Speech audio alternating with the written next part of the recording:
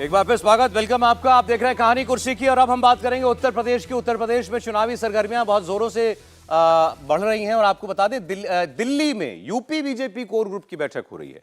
UP core group की बैठक दिल्ली में है, जहां पर पार्टी अध्यक्ष जेपी नड्डा होंगे और योगी आदित्यनाथ मौजूद होंगे। यूपी के सारे दिग्गज नेता, डिप्टी सीएम वगैरह सब दिल्ली में आए हुए हैं और यूपी की 51 सीटों पर उम्मीदवारों का ऐलान तो हो चुका है। जो 24 सीटें बची हुई हैं उनको तय करने का लक्ष्य भारतीय जनता पार्टी ने तय किया कि जल्द वहां भी उम्मीदवार उतार दिए जाएं। बीजेपी यूपी में 75 सीटें जीतने के लिए सारी कवायद कर रही है, कम से कम 75। 5 सीटें गठबंधन के खाते में हैं, उनके जितने सहयोगी हैं। बीजेपी के आज के मंथन का मेन टारगेट वो सीटें हैं जो कभी विपक्ष का गढ़ मानी जाती थी, जैसे रायबरेली कांग्रेस पार्टी के लिए, अमेठी तो बीजेपी ले चुकी है, मैनपुरी कांग्रेस की सीट है, गाजीपुर की सीट है। यहां बीजेपी लड़ती है लेकिन कुछ खास असर नहीं कर पाती है। 2009 से अब तक बीजेपी का यूपी में ग्राफ 3 गुना बढ़ चुका है। वोट शेयर 17% हुआ करता था, अब 50% हो चुका है।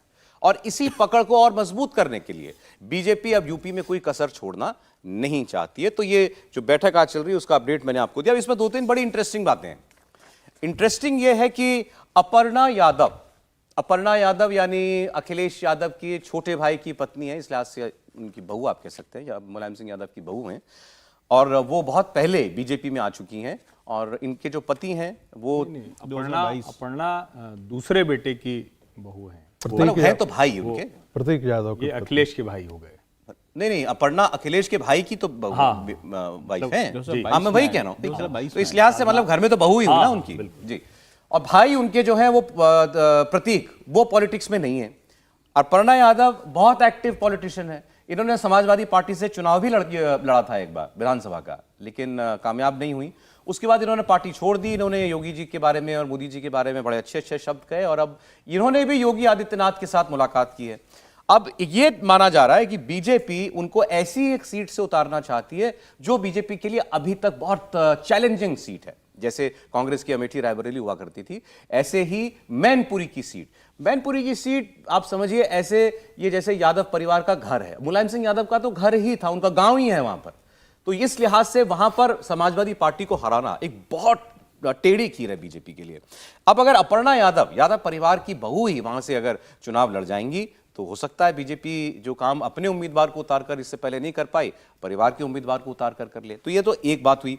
इसके अलावा दूसरी जो खबर है दोस्तों वो ये है कि अदिति सिंह ये भी कांग्रेस में होती थी, कांग्रेस से आई फिर भारतीय जनता पार्टी में, और इनका जो चुनावी क्षेत्र है वो है रायबरेली। तो अमेठी तो सेट है बीजेपी के लिए कि वहां से स्मृति ईरानी ने राहुल गांधी को हरा दिया। अब स्मृति ईरानी ही लड़ेंगी वहां से, इसमें कोई शक है नहीं, राहुल गांधी लड़े चाहे ना लड़े। लेकिन रायबरेली की सीट जो खाली हो गई है सोनिया गांधी के जाने से, बीजेपी की तरफ से अदिति सिंह वो खुद इच्छुक हैं कि इस सीट पर वो चुनाव लड़ें। उनका इलाका वहां पर है, उनके परिवार का भी एक पृष्ठभूमि रही है, एक ताकत उनके परिवार की भी है। तो ये भी बीजेपी के लिए एक ऑप्शन है कि अदिति सिंह को वहां से उतार दिया जाए। तो पहले इन दोनों नामों पर हम लोग बात कर लें, मैनपुरी से अपर्णा यादव, रायबरेली से अदिति सिंह। हर्षवर्धन जी। नहीं, मुझे लगता है कि रोचक मुकाबला है। और अगर अपर्णा यादव की बात करें तो एक और बड़ी रोचक चीज़ है, हम लोग जाति में खूब चिल्लाते रहते हैं और मुलायम सिंह यादव की पार्टी तो भाई यादवों की पार्टी है। तो मुलायम सिंह जी की जो दूसरी पत्नी थी साधना गुप्ता, उनके बेटे हैं प्रतीक, और प्रतीक की पत्नी है अपर्णा सिंह बेस्ट। तो अब जो लोग कई बार कहते हैं ना कि राजनीति कैसे बदलती है, और अखिलेश यादव जी ने भी प्रेम विवाह किया है, तो उनका भी जो विवाह है वो उत्तरांचल की राजपूत हैं। तो मतलब आप इसलिए मैं थोड़ा सा ये बता दे रहा हूं, कई बार आप लोग जाति करते हैं और जाति के हिसाब से सब कुछ देखते हैं, लेकिन दोनों बहू हैं मुलायम सिंह यादव जी की। अब अखिलेश यादव की पत्नी और प्रतीक की पत्नी, इन दोनों के बीच में मैनपुरी में मुकाबला होगा तो स्थिति कैसी बनेगी? मुझे लगता है कि अभी भी अपर्णा उस जगह पर बहुत कमजोर दिखती हैं। जब मैनपुरी का मामला होता है, जब नेताजी की विरासत संभालने का मसला होता है, जब अखिलेश यादव के सामने एक जिसको कहते हैं ना कि उस पूरे गढ़ में, और अब तो शिवपाल भी उस पाले में खड़े हैं, तो मुझे नहीं लगता कि कोई बहुत चमत्कारिक काम हो पाएगा। अगर है तो घर की सदस्य ना। हाँ, लेकिन उस घर की सदस्य को आप कहते हैं ना कि कितना उसको वहां रिस्पांस मिल रहा है। और मैनपुरी में कम से कम लोग अपर्णा को उस तरह से नहीं देखते हैं जैसे डिंपल यादव को। लेकिन ऑप्शन है बीजेपी के लिए, ऑप्शन है एक विकल्प के तौर पर, और बेटर ऑप्शन है या इससे इंटरेस्टिंग हो जाएगा, बेटर ऑप्शन मानते हैं या इससे इसके अलावा कुछ और बेहतर विकल्प? नहीं, मुझे लगता है कि इससे बेहतर हो कि अगर कोई वहां जिसको कहें कि जातीय समीकरण के लिहाज से और कोई बेहतर प्रत्याशी भारतीय जनता पार्टी उतारेगी तो वो ज्यादा मजबूत। पहले अपर्णा जी पे बात देखिए, मैं अपर्णा जी पे ये बोल रहा हूँ कि एक और भी खबर है, ये भी खबर है कि अपर्णा यादव जो है वापस जो है समाजवादी पार्टी में जा सकती हैं। डिंपल यादव जो हैं शायद तो उन्होंने हार पहना है बीजेपी का, तो ये भी बात है, और ये तब उसके बाद की बात ऐसा है क्यों? मैं वही बोल रहा हूँ, डिंपल यादव शायद ये चाहती हैं कि अपर्णा यादव जो है समाजवादी पार्टी में वापस आए, और समाजवादी पार्टी के कुछ नेताओं का बयान भी है कि अगर ऐसा होता है तो पार्टी इसका स्वागत करेगी। तो जहां पर अपर्णा यादव जो है वो योगी आदित्यनाथ से मिलती हुई दिखाई देती हैं आपको, वो ये बात हो रही है कि मैनपुरी से हट जाए। यहाँ पे दूसरी बात भी हो रही है कि ये जो अखिलेश यादव से नाराजगी के बाद और पूरा वापस बीजेपी में चली गई थी छोड़ के, ये कहीं वापस याद दिलाइए, ये बीजेपी में सपा इन्होंने छोड़ी क्यों थी? पहली बात तो ये कि ये कोई सपा के नेता नहीं थी, इसको जरा फिर से समझिए। प्रतीक पूरी तरह से लखनऊ रहते हैं, काम धाम करते हैं, उनका राजनीति से कोई लेना देना नहीं है। अखिलेश स्पोर्ट्स कार चलाते हैं। अखिलेश को कतई ये लोग पसंद नहीं है, क्योंकि अखिलेश को हमेशा लगता रहा कि मुलायम सिंह यादव जी ने उनकी मां के साथ वो व्यवहार नहीं किया जो करना चाहिए था। ये बहुत निजी चीजें होती हैं, लेकिन वो उनके मन में घर कर गई, वो उनके मन में घर कर गई, और शायद यही वजह है कि दोनों को अपनी अपनी राजनीतिक विरासत देखनी पड़ी। मुलायम सिंह यादव जब तक थे तब तक एक रास्ता था, और चूंकि प्रतीक की कोई राजनीतिक महत्वाकांक्षा उस तरह से नहीं है, लेकिन अपर्णा की राजनीतिक महत्वाकांक्षा है, इसको जाहिर कर चुकी। अखिलेश यादव ने कोई ऐसा रास्ता नहीं दिया तो उन्होंने भारतीय जनता पार्टी का दामन थाम लिया। पहले विधानसभा चुनाव के समय यह था कि अपर्णा यादव को इस सीट से लड़ाएंगे, उनको इस तरह से आगे बढ़ाएंगे। उसके बाद ये हुआ कि अब लोकसभा में ले जाएंगे, और अब मैनपुरी की ये चर्चा हो रही है। तो ऐसा नहीं है कि ये कोई नई चीज है। अपर्णा समाजवादी पार्टी से कभी चुनाव नहीं लड़ी? कभी नहीं लड़ी, कभी नहीं। मेरी भूल हुई। नहीं, कभी नहीं। अच्छा, ठीक। समीर जी कुछ बोलना चाह रहे हैं? देखिए, मेरा कहना है अपर्णा यादव, थोड़ा जल्दी सर, फिर हम अब जरा रायबरेली की बात करें। अपर्णा यादव का तो राजनीतिक महत्वाकांक्षा है, लेकिन उनके पति प्रतीक का व्यवसायिक महत्वाकांक्षा भी ज्यादा है। मुझे लगता है जिस तरीके से व्यवसाय करते हैं लखनऊ के अंदर, उन्हें एक राजनीतिक संरक्षण चाहिए होगा। उन्हें इस बात को जानते हैं कि वह राजनीतिक संरक्षण समाजवादी पार्टी उन्हें दे नहीं सकती, वह सत्ता में जो दल है वही दे सकता है, और मुझे लगता है उनका व्यवसाय का ही बड़ा हित होगा। लेकिन जहां तक अगर मैनपुरी से अगर डिंपल के यादव खिलाफ चुनाव लड़ने की बात की जाए, तो मुझे लगता है कि कोई मुकाबला उसमें होगा नहीं। उसी तरह से चुनाव होगा जिस तरीके से अमेठी में राजीव गांधी के खिलाफ मेनका गांधी ने चुनाव लड़ लिया था, और उस समय यह भी कहा गया था कि राजीव गांधी के खिलाफ मेनका गांधी चुनाव लड़ रही है, परिवार की इंदिरा गांधी की बहू है, संजय गांधी की विधवा है, तो वो राजीव गांधी को चुनौती देगी। बहुत बुरी तरीके से मेनका गांधी पर चुनाव कोई फायदा बीजेपी को नहीं, कोई फायदा नहीं होगा। लेकिन एक बात ये चीज भी बताता है कि मुझे लगता है कि भारतीय जनता पार्टी, आदित्य योगीनाथ वहां 2 बार के मुख्यमंत्री है, संगठन इतना मजबूत है, तो भारतीय जनता पार्टी को अपने कैडर को देखना चाहिए। आप जौनपुर में लाकर कृपाशंकर सिंह को चुनाव लड़वा देते हो, आप अपर्णा यादव को मैनपुरी में लड़वा देते हो, आप अंबेडकर नगर में जो बसपा का उम्मीदवार है उसको भारतीय जनता पार्टी में लाकर उसको आप टिकट देते हो। तो मेरा कहना है कि भारतीय जनता पार्टी जब प्रधानमंत्री नरेंद्र मोदी के नेतृत्व में और योगी आदित्यनाथ के कार्यकाल में संगठन जब मजबूत हो रहा है, तो पार्टी को अपने कार्यकर्ताओं की तरफ देखना चाहिए कि कार्यकर्ताओं को टिकट दिया है। इस तरह से आए थे लोगों को आप टिकट दोगे, कार्यकर्ताओं का उत्साह नीचे। मैं अदिति सिंह की बात सुनवा देता हूं, उनका स्टेटमेंट है हमारे पास, जरा सुन लीजिए। अदिति सिंह, चर्चा चल रही है रायबरेली सिंह को उतारने की, सुनिए। विधायक हैं,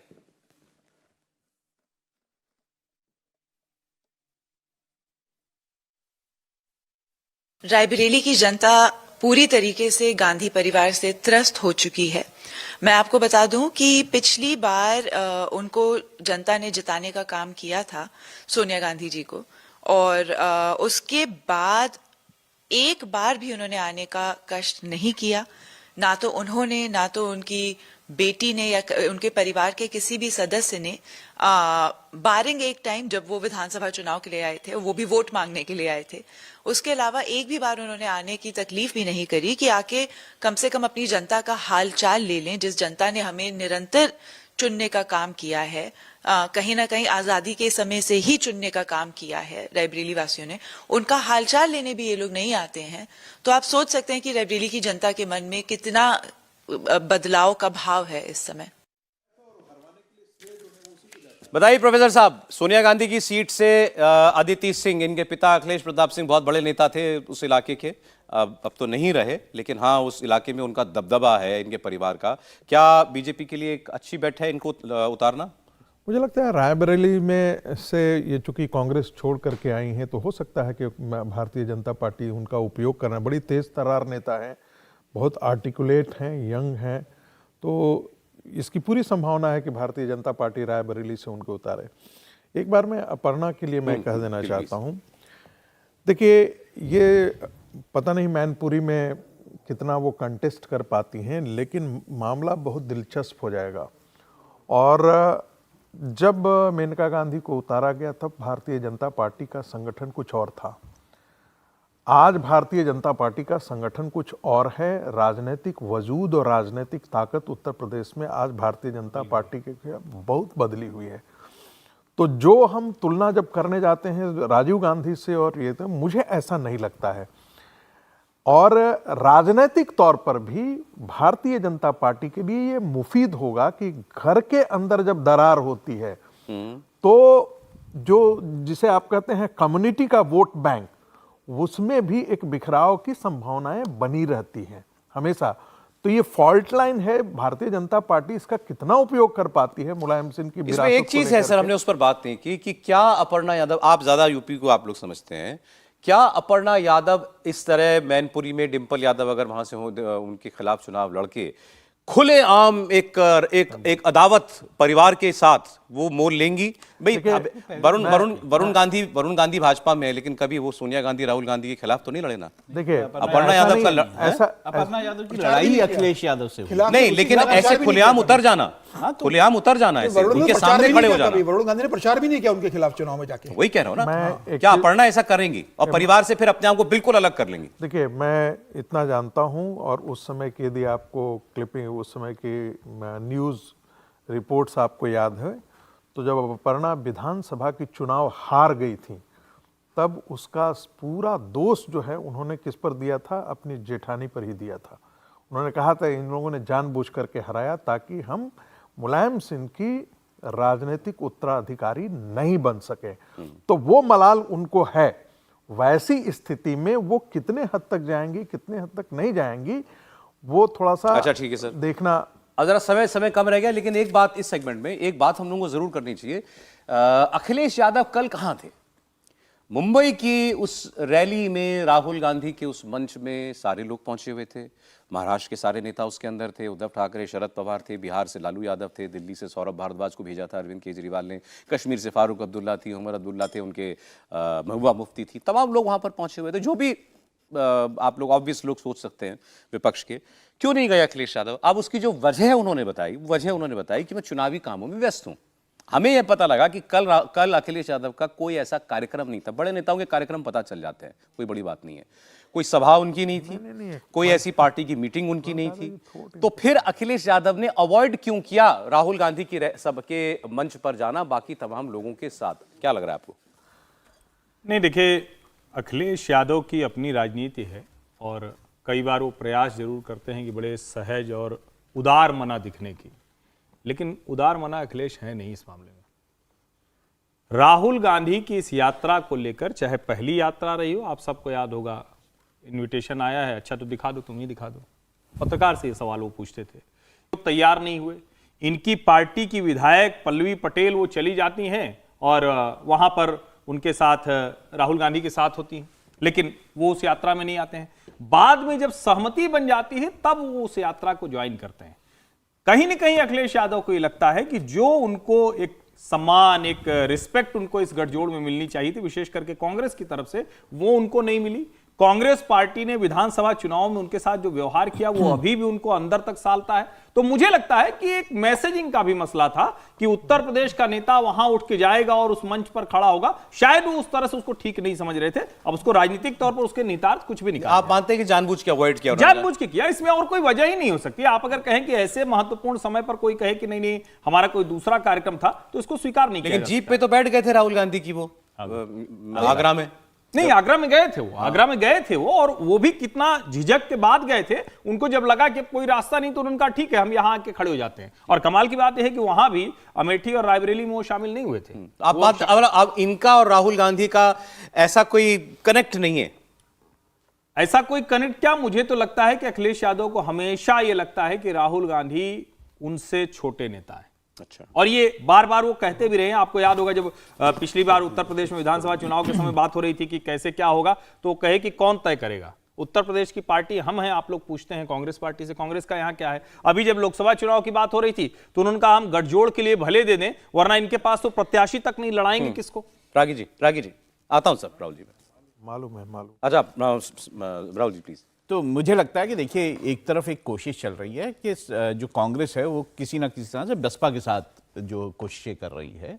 हम ये पहले से जानते हैं कि समाजवादी पार्टी या अखिलेश यादव इस जो बसपा के साथ गठबंधन से कोई खुश नहीं थे कि किसी तरह से गठबंधन किया जाए। इसको लेकर वो हमेशा अपनी नाराजगी जताते रहे हैं। अब ये बातें बड़ी जोर शोर से हो रही हैं कि कांग्रेस और बीएसपी जो है आपस में बात कर रहे हैं, वो किसी तरह की अंडरस्टैंडिंग कब से कर रहे हैं? हमने तो मैं कह रहा हूँ अंडरस्टैंडिंग चाहते हैं। ये जो सुन बातें हो रही हैं, शायद मुझे लगता है कि यही भी कहीं ना कहीं एक मैसेजिंग का, जैसे हर्षवर्धन बोल रहे थे कि मैसेजिंग का ये बात रास तरीका नहीं आ ना हो रही, कि रास अखिलेश ना आ यादव, रहा। ठीक है। नहीं लेकिन अखिलेश यादव, आपको लगता है कि कांग्रेस के साथ अलायंस भी मजबूरी का सौदा मानते हैं क्या इसको वो? बिल्कुल। देखिए, आधार तो है नहीं ना ही ताकत है उत्तर प्रदेश में तो ना करते ममता बनर्जी की तरह। नहीं, ममता ये बनर्जी बात को तो नहीं हुई करना था तो नहीं किया ना। नहीं, ममता की स्थितियां अलग थी, अखिलेश यादव जो है उनकी स्थितियां थोड़ी अलग हैं। उनका अपना भी बीजेपी के साथ लड़ना जो है वो कितना संभव है, ये भी सीधी बात टक्कर है। में उनको भी नुकसान है। उनको भी ठीक। नुकसान। देखिए, ममता बनर्जी और अखिलेश यादव की राजनीति की आज की परिस्थिति में तुलना नहीं हो सकती। ममता बनर्जी सबसे बड़ी नेता है बंगाल की, मुख्यमंत्री है तीसरी बार की वहां पर, और वो अपने दम पर अपनी पार्टी को वहां जिताने की ताकत रखती है। अखिलेश यादव जानते हैं कि उत्तर प्रदेश के अंदर अब योगी आदित्यनाथ सबसे बड़े नेता बन चुके हैं। अखिलेश यादव उनके सामने दो चुनाव हार चुके हैं। अखिलेश यादव इस बात को जानते हैं कि अब 2019 में जिस तरीके से मायावती का समर्थन और सहयोग रहा था लोकसभा चुनाव में, अब मायावती साथ में नहीं है। ऐसी स्थिति में जयंत चौधरी को लेना और कांग्रेस को लेना उनकी मजबूरी थी। जयंत चौधरी चले गए तो अखिलेश यादव जानते हैं कि भले ही 2019 में कांग्रेस को 35 लाख वोट मिले थे उत्तर प्रदेश के अंदर, लेकिन कांग्रेस के जुड़ने से अगर कुछ सीटें जो हजारों में हारने की स्थिति में होंगे और वहां कांग्रेस का कोई समर्थन मिल जाता है और वो सीट जीत जाते तो वो इनके गए क्यों नहीं फिर? अब अलायंस तो कर ही रखा है यूपी में, तो राहुल गांधी की स्टेज पर जाना चाहिए था। वो गंभीर होते इस बात को लेकर, जैसे अरविंद केजरीवाल नहीं गए, लेकिन सौरभ भारद्वाज को उन्होंने भेजा तो किसी को वो भेज सकते थे, वो शिवपाल यादव को भेज सकते थे और राम गोपाल यादव को भेज सकते थे वहां पर अपनी तरफ से, लेकिन ना भेजने का भी एक कारण रहा होगा। मुझे लगता है अखिलेश यादव ये बताना चाहते थे कि पूरे उत्तर प्रदेश के अंदर जिस तरीके से वो चाहते थे राहुल गांधी को कि उन्हें सम्मान दे यात्रा के समय, वह नहीं दिया। पिछले विधानसभा में जब उनकी कांग्रेस यूपी में हु इज द बॉस, ये मैसेज क्लियर कर देना चाहिए। वो तो क्लियर करना चाहता कि मैं सबसे बड़ा नेता हूं। कांग्रेस अलग लड़ती तो वो उसके मुस्लिम वोट काटती। मुस्लिम वोट काटते, सही। प्रोफेसर साहब देखिए, समाजवादी पार्टी के नेता के बारे में कल दो तरह की बातें चली। एक, उनके जो घोषित प्रवक्ता है उन्होंने टेलीविजन चैनल पर, राष्ट्रीय चैनल पर आकर के कहा कि उनके थ्रोट में इन्फेक्शन है और गले में दर्द है, इस कारण से वो नहीं आ रहे हैं। लेकिन सुबह जब मैंने बयान पढ़ा और ये रात में ही पता लग गया था, तो कहा कि राजनीतिक कुछ गतिविधियों में हम ये थे, चुनाव की तैयारियों कार्यक्रम की तरह में। बाद में फिर ये पता लगा रात तक जाते वक्त कि ऐसा कोई कार्यक्रम ही नहीं था उनका, कोई ऐसी व्यवस्था नहीं थी। तो एक बात तो बहुत साफ है कि वो इससे खिन्न थे। इसके 2-3 कारण संभव है। एक तो जैसा राहुल जी ने कहा कि क्या बीएसपी से उनका कोई अंडरस्टैंडिंग होने की बात चल रही है क्या, उससे उनको हो सकता है कि उनको परेशानी होगी। दूसरा, आपने देखा होगा कि पिछली बार जो मंच का, जिस प्रकार से मंच पर बैठने का आयोजन किया गया था, उसमें आप सीताराम येचुरी को राहुल गांधी के बगल में, कम्युनिस्टों को बगल में, अखिलेश यादव को 7वीं 8वीं कुर्सी मिली हुई थी, सबसे बड़े प्रदेश का, जबकि सबसे बड़े प्रदेश का सबसे बड़ा स्टेक है। बड़ा ही नहीं, विधानसभा चुनाव में नतीजे कुछ भी हों, लेकिन जो अखिलेश यादव ने सफलता हासिल की है वो छोटी नहीं है। 35% वोट पर बैठा हुआ आदमी है। अगर आप उसका सम्मान नहीं कर सकते तो किसका सम्मान करें? तो उससे उनकी नाखुशी है। तो वो एक बहुत बड़ा उस समय जिक्र आया था कि देखो ना किस ढंग से ये समाजवादी पार्टी के नेताओं का उस समय ऐसा कहना था। वही कारण है क्या? ये नहीं गए वो ये मतलब ये सारे जो है ये कयास के विषय है।